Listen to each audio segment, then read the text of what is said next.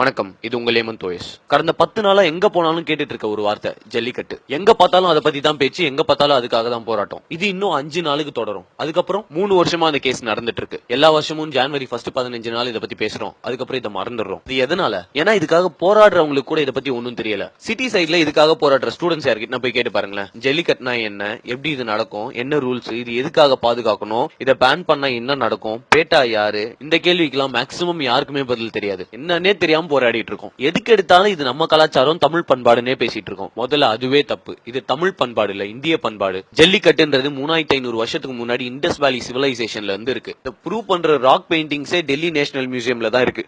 தடை பண்றதே அவனுக்கு தானே. அப்ப ஆரம்பிச்ச இந்த பண்பாடை இப்போ வரைக்கும் ஃபாலோ பண்றது தமிழர்கள் மட்டும்தான். மாட்டை அடக்கிறதுன்றது நம்ம கலாச்சாரம். கிருஷ்ண பகவான் 7 கால மாட்டை அடக்கிதான் நப்பினைய கல்யாணம் பண்ணாரு. சரி, ஜல்லிக்கட்டுன்னா என்ன தெளிவா கேளுங்க. மஞ்சு விரட்டு, வட்டம் மஞ்சு விரட்டு, வெளி விரட்டு, இந்த 3 வகையில நடக்கும். மஞ்சு விரட்டுல மாடு வாடி வாசல் வழியா வெளியே வரும். வந்த உடனே அங்க இருக்க பிளேயர்ஸ் எல்லாம் அதோட திமிழ், அதாவது ஹம்ப டைட்டா புடிச்சிட்டு ஒரு குறிப்பிட்ட டிஸ்டன்ஸ்க்கு டிராவல் பண்ணணும். வெளி விரட்டுனா மாடு அப்படியே ஓபன் கிரவுண்ட்ல விட்டுருவாங்க. யார் அதை அடக்கி கீழே படுக்க வைக்கிறாங்களோ அவங்க தான் வின்னு. வட்டம் மஞ்சு விரட்டுல மாடை 15 மீட்டர் கயிறுல கட்டியிருப்பாங்க. அந்த மாட்டை யாரு அடக்கி கீழே படுக்க வைக்கிறாங்களோ அவங்க தான் வின்னர். எல்லா மாடுகளையும் ஜல்லிக்கட்டுல விட முடியாது. வெறும் 6 பிரீடு மாடை மட்டும் தான் ஜல்லிக்கட்டுக்கு யூஸ் பண்றாங்க. அந்த 6ல ஒரு பிரீடு ஆலம்பாடி, அது டோட்டலாவே அழிஞ்சு போச்சு. ஒரு மாடு பிறந்த உடனே அது ஜல்லிக்கட்டுக்கு சரியா வருமா வராதான்றது முடிவு பண்ணிடுவாங்க. அப்படி செட் ஆகும் செலக்ட் பண்ணிட்டாங்கன்னா அதுக்கு நல்ல சத்தான உணவா கொடுத்து வளர்ப்பாங்க. அதோட கால் ஸ்ட்ராங்கா இருக்கணும்ன்றதுக்காக நீச்சல் அடிக்க குளத்துக்கு கூட்டு போவாங்க. இதை தவிர அந்த மாட்டுக்கு வேற எந்த ஸ்பெஷல் ட்ரைனிங்கும் கிடையாது. மத்த மாடுங்களையாச்சும் வண்டியிலுக்கவும் விவசாயத்துக்கும் யூஸ் பண்ணுவாங்க. ஆனா இந்த ஜல்லிக்கட்டு மாடை வேற எந்த வேலையுமே பண்ண வைக்க மாட்டாங்க. ஜல்லிக்கட்டுன்றது ஒரு கல்ச்சர், என்டர்டெயின்மெண்ட் கிடையாது. டூரிசம் டெவலப் பண்ணுன்றதுக்காக கவர்மெண்ட் தான் அதை என்டர்டெயின்மெண்டா மாத்திட்டாங்க. இந்த பீட்டா நாயங்க யாரு, எங்க இருந்து வந்தாங்க, நம்ம கலாச்சாரத்துக்கு அவன் எதுக்கு பேன் பண்றான்? இந்த பீட்டா ஆர்கனைசேஷன் 2004ல இருந்து ஜல்லிக்கட்டை பேன் பண்ண சொல்லி கேஸ் நடத்திட்டு இருக்காங்க. அந்த கேஸ் 2014ல முடிவுக்கு வந்து சுப்ரீம் கோர்ட் ஜல்லிக்கட்டை பேன் பண்ணிட்டாங்க. நம்ம மாட்டை துன்புறுத்துறோமா, சாராயம் ஊத்தி தான் அதுக்கு வெறியேற்றுறோமா, பாலை கடிக்கிறோம், கண்ணுல மிளகா பொடி தூக்குறோம், அடிக்கிறோம், குத்துறோம், கும்பலா அது மேல தாவுறோம், அப்படி இப்படின்னு இஷ்டத்துக்கு எல்லாத்தையும் அவன் சொல்றானுங்க. மாட்டோட நல்லதுக்காகன்னு பேசுனீங்கன்னா இந்தியால நடக்கிற பீஃப் ட்ரேட நிப்பாட்டுங்க. அது மாட்டாங்க. ஏன்னா 10,000 கோடி ரூபாய் ஒரு வருஷத்துக்கு அதுல சம்பாதிக்கிறாங்க. உனக்கு ஜல்லிக்கட்டுனா என்னன்னு தெரியுமா, அதோட ரூல்ஸ் தெரியுமா? பிளேயர்ஸ் யாரும் மாட்டோட ஹம்ப், அதாவது திமிழை தவிர எதையுமே பிடிக்க கூடாது. இந்த டைம்ல ஒருத்த மட்டும் தான் மாட்டை பிடிக்க முடியும். 2 பேரா மாட்டு மேல குதிச்சா அவங்க டிஸ்குவாலிஃபைடு, வால் பிடிச்சா டிஸ்குவாலிஃபைடு. களத்துல இறக்கிறதுக்கு முன்னாடி மாட்டோட ஹெல்த்தையும் பிளேயரோட ஹெல்த்தையும் செக் பண்ணிட்டு தான் இறக்குவாங்க. இதை டிஸ்ட்ரிக்ட் கலெக்டர் முன்னாடி கவர்மெண்ட் வெட்டினரி டாக்டர் தான் பண்ணுவாரு. இந்த ஈவென்ட் நடக்கிறப்போ அங்க அனிமல் வெல்ஃபேர் போர்ட் மெம்பர்ஸ் இருப்பாங்க. இத்தனை வருஷத்துல பிளேயர்ஸ்க்கு அடிபட்டுச்சுன்னு வேணா நியூஸ் வந்திருக்கலாம். ஆனா ஒரு மாட்டு கூட இது வரைக்கும் அடிபட்டது இல்ல. மாட்டுக்கு அடிபட்டா அந்த ஈவெண்ட்டே கேன்சல் பண்ணிடுவாங்க. மொத்த ஈவெண்ட்டும் வீடியோ ரெக்கார்ட் பண்ணி அது கவர்மெண்ட்டுக்கு சப்மிட் பண்ணுவாங்க.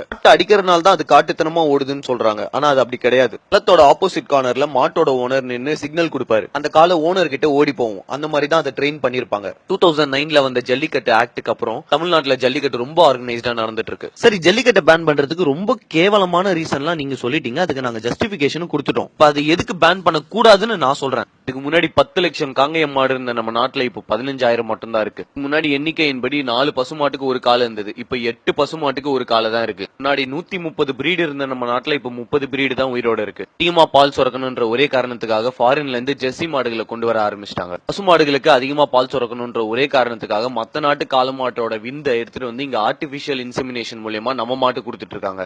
இப்ப கூட நம்ம தமிழ்நாட்டு கவர்மெண்ட் 12,000 ஜெர்சி மாடுகளை ஃப்ரீயா கொடுத்திருக்காங்க ஏழைகளுக்கு. இந்தியால இருக்க மத்த இடத்துல எல்லாம் கொஞ்சம் கொஞ்சமா கால மாட்டை அழிச்சிட்டு வந்துட்டாங்க. தமிழ்நாட்டுல குறையாம இருக்கிறதுக்கு ஒரே காரணம் ஜல்லிக்கட்டு. இந்த ஜல்லிக்கட்டை பேன் பண்ணிட்டா ரூரல் எக்கனாமி எவ்வளவு அடி வாங்கும் தெரியுமா? இந்தியால 68% மாடு சின்ன சின்ன விவசாயிங்க கிட்ட தான் இருக்கு. இந்த ஊர்ல இருக்க மில்க் கோஆபரேட்டிவ் சொசைட்டிஸ் மூலமா இந்த விவசாயிங்க தொழில் பண்ணிட்டு வராங்க. இந்தியால மொத்தமா 1 லட்சம் மில்க் கோஆபரேட்டிவ் சொசைட்டிஸ் இருக்கு. எல்லா இடத்துலயும் சேர்த்து 1,10,00,000 பேர் அதுல மெம்பர்ஸா இருக்காங்க. நாட்டு மாடுகள் எல்லாத்தையும் அழிச்சிட்டு இந்த ஜெர்சி மாடுகளை எடுத்துட்டு வந்து மொத்தமா இறக்குனாங்கன்னா இந்த விவசாயிகளுக்கு வாழ்வாதாரமே இல்லாம போயிடும். இந்த ஜெர்சி மாடுங்க நார்மலான கண்டிஷன்ல இருக்காது. கண்டிப்பா அதுக்கான என்விரான்மெண்ட் ஸ்டெபிலைசேஷன் பண்ணிருக்கணும். அது இந்த சாதா விவசாயிகளால பண்ண முடியாது. இன்னொரு பிரச்சனை என்னன்னா, நம்ம நாட்டு பிரீடை விட ஜெர்சி மாடு 4 மடங்கு அதிகமா தண்ணி குடிக்குமா. நம்ம கிராமங்கள்ல இருக்க தண்ணி பற்றாக்குறைக்கு கண்டிப்பா எந்த விவசாயியாலையும் அதை பாத்துக்க முடியாது. சோ மொத்தமா இந்தியாவோட மில்க் இண்டஸ்ட்ரியே எம்என்சி கையில போயிடுற மாதிரி ஆயிடும். அதுக்கப்புறம் மில்க் ப்ராடக்ட்ஸ்க்கு அவங்க விற்கிறது தான் விலை. இந்தியால இன்னும் கூட 500 மில்லியன் வெஜிடேரியன்ஸ் இருக்காங்க. இவங்களுக்கு ஒரே சோர்ஸ் ஆஃப் புரோட்டீன் பால் தான்.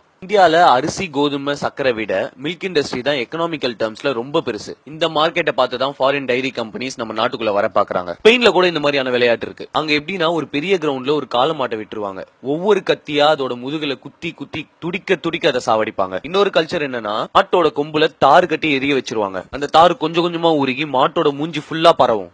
ஆரம்பிச்சு மூளை வரைக்கும் கொஞ்சம் கொஞ்சமா உருக்கும். இந்த மாதிரி டார்ச்சர் பண்ணி சாவடிச்ச அனிமல்ஸோட ஃபிளஷ் சாப்பிட்டா அவங்க ஃபெர்டிலிட்டி இன்க்ரீஸ் ஆகுமா. மெக்சிகோவோட கலாச்சாரம் தெரியுமா? ஒரு மாட்டுக்கு ஃபுல்லா சாராயம் ஊத்தி போட்ல கட்டி ஒரு ரிவர்ல இழுத்துட்டு போவாங்க. அப்புறம் அதை அடிச்சு அடிச்சு குத்தி குத்தி கொஞ்சம் கொஞ்சமா கொல்லுவாங்க. சவுத் ஆப்பிரிக்கால காளைகளோட கழுத்தை உடைக்கிறது தான் போட்டி. இதெல்லாம் கம்பேர் பண்ணி பாத்தீங்கன்னா இந்தியால நடக்கிற ஜல்லிக்கட்டு அவ்வளவு மரியாதைக்குரியது. ஒவ்வொரு மாட்டையும் தெய்வமா பாக்குறாங்க. இந்த மாதிரி மாடுகளை துடிக்க துடிக்க சாவடிக்கிற அந்த நாட்டுலதான் அதை பேன் பண்ணாம நம்ம ஜல்லிக்கட்டை பேன் பண்றாங்கன்னா என்ன காரணம்? ரெண்டு விஷயம்.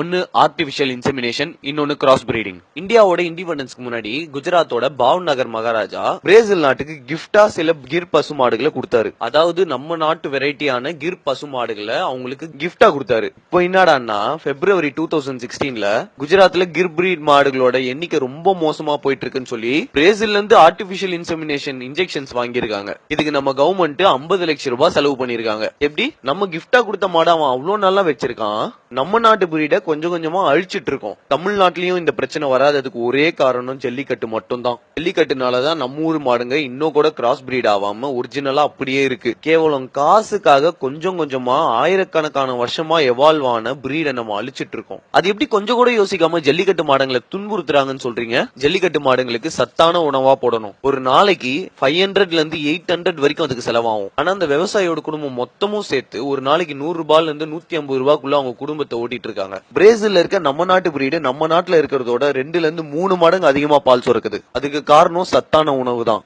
இதெல்லாம் ஒரு சைடுனா ஹெல்த்ன்றது இன்னொரு சைடு. நம்ம நாட்டு மாட்டோட பால் குடிச்சீங்கன்னா ஒபிசிட்டி, ஜாயிண்ட் பெயின், ஆஸ்துமா, கொலஸ்ட்ரால்னு நிறைய டிசீஸ்க்கு அது ஒரு கியூரேட்டிவா இருக்கும். இந்த அளவுக்கு அதுல சத்து இருக்கு. ஆனா இந்த ஜெர்சி மாட்டு பால்ல இருக்க கெசோமார்பின் என்ற கெமிக்கல்னால வயிற்று பிரச்சனை, டயபிட்டிஸ், மென்டல் டிசார்டர்னு நிறைய பிரச்சனை வரும். கொடுமையான ஒரு விஷயம் என்னன்னா நம்ம குடிக்கிற பாக்கெட் பால் எல்லாமே ஜெர்சி மாட்டு பால் தான். இந்த ஜெர்சி மாடுன்றது எங்கிருந்து வந்துச்சு? இத வெஸ்டர்ன் கண்ட்ரீஸ்ல ஸ்டார்டிங்ல வெறும் பீஃபுக்காக மட்டும் தான் யூஸ் பண்ணிட்டு இருந்தாங்க. அதோட பால் அவங்களே குடிக்க மாட்டாங்க.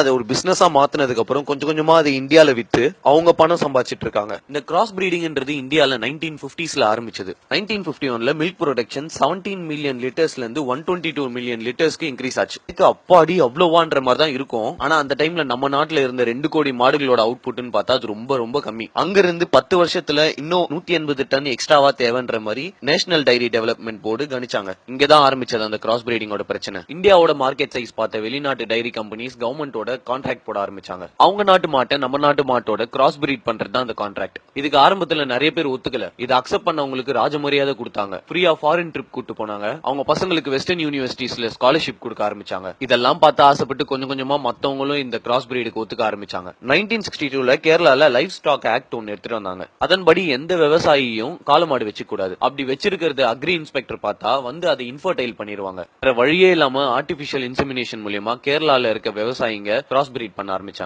இது கொஞ்சம் கொஞ்சமா நாடு ஃபுல்லா பரவிச்சு. பஞ்சாப்ல இப்ப மொத்தமா இருக்க 1 லட்சம் மாடுல 80,000 மாடு கிராஸ் பிரீட் தான். மாதிரி இந்தியால இருக்க ஒவ்வொரு ஸ்டேட்டும் ஒவ்வொரு கண்ட்ரியோட கான்ட்ராக்ட் போட ஆரம்பிச்சிட்டாங்க. இந்த அளவுக்கு மோசமா தமிழ்நாட்டுல போவாததுக்கு ஒரே காரணம் ஜல்லிக்கட்டு. இது மத்தவங்க எதிர்த்தா கூட பரவாயில்ல, நம்ம இந்தியன்ஸே இதை எதிர்க்கிறது தான் கேவலமான ஒரு விஷயம். ஜல்லிக்கட்டு மட்டும் தான் நாட்டு மாடுகளை காப்பாத்துற ஒரே வழி. இப்பவாச்சும் புரிஞ்சுக்கோங்க, ஜல்லிக்கட்டுன்றது வெறும் வீர விளையாட்டு கிடையாது. ஃபாரின் டைரி கம்பெனிஸ் எல்லாம் இந்தியாவுக்கு வந்து அவங்க மாட்டோட கிராஸ் பிரீட் பண்ணா இவங்க ப்ரொடக்ஷன் இன்க்ரீஸ் ஆகுன்ற மாதிரி ஐடியா தந்தாங்க. நேஷனல் டைரி டெவலப்மெண்ட் போர்டு அவங்க செலவுல 400 மாடுகளை அங்கிருந்து கொண்டு வந்தாங்க. இந்த கிராஸ் பிரீடிங்கோட ரிசல்ட் தெரிஞ்சுக்க ஒரு எக்ஸ்பர்ட் குரூப் 1965ல கிரியேட் பண்ணாங்க. அந்த குரூப் சொன்ன ரிசல்ட் என்னன்னா, இதே மாதிரி கிராஸ் பிரீடிங் பண்ண ஆரம்பிச்சா நம்ம நாட்டு மாடு அழியும், இன்னொன்னு அந்த பாலை நம்ம குடிக்கிறனால நமக்கு நிறைய ஹெல்த் இஷ்யூஸ் வரும்னு சொன்னாங்க. கவர்மெண்ட் அதை அப்போ பெருசாவே எடுத்துக்கல. இந்த கிராஸ் பிரீட் மாடு ஒரு பிரீடிங்க்கு 4500 லிட்டர் பால் தரும். ஆனா நம்ம நாட்டு மாடு 2500 லிட்டர் பால் தான் தரும். இதை பார்த்து மயங்கினவங்க கொஞ்சம் கொஞ்சமா கிராஸ் பிரீடிங்கை ப்ரமோட் பண்ண ஆரம்பிச்சாங்க. இன்னொரு பிரச்சனையை பத்தி அவங்க யோசிக்கல. நம்ம நாட்டு மாடு அதோட வாழ்நாள்ல 10ல இருந்து 12 வாட்டி பால் தரும். ஆனா அந்த ஃபாரின் பிரீட் மாடு 4 வாட்டி தான் தரும். ஒரு மாட்டோட லைஃப் டைமுக்குன்னு பாத்தீங்கன்னா நம்ம நாட்டு மாடு 25ல இருந்து 30,000 லிட்டர் பால் தரும். ஆனா அந்த ஃபாரின் ஜெர்சி மாடுங்க மொத்தமா 18,000 லிட்டர் தான் தரும். இந்த லாங் டைம் கால்குலேஷனை அப்ப யாருமே போடல. எங்க கணக்கு காட்டினா மாட்டிப்போமேன்றனால இந்தியன் கவர்மெண்ட் இது வரைக்கும்